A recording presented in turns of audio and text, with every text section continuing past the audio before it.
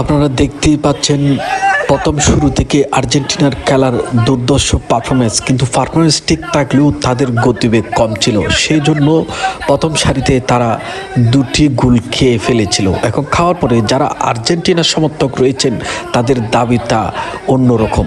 তারা খুব হিমশিম খাচ্ছে। লাস্ট মোমেন্টে তারা যে গোলটি দিয়েছে, গোলের ব্যবধানে আবেগময় হয়ে পড়েছিল একটি শিশু। এখন শিশুটির আবেগ দেখেই সবাই উৎসাহ মুখর পরিবেশে আনন্দ করছে যে আর্জেন্টিনা জিতবে এবং মেসির দেওয়া গোলে তারা জয়জয়কার হবে। তারা দাবি করছে ব্রাজিল চলে গেছে, আর্জেন্টিনা চলে যাবে।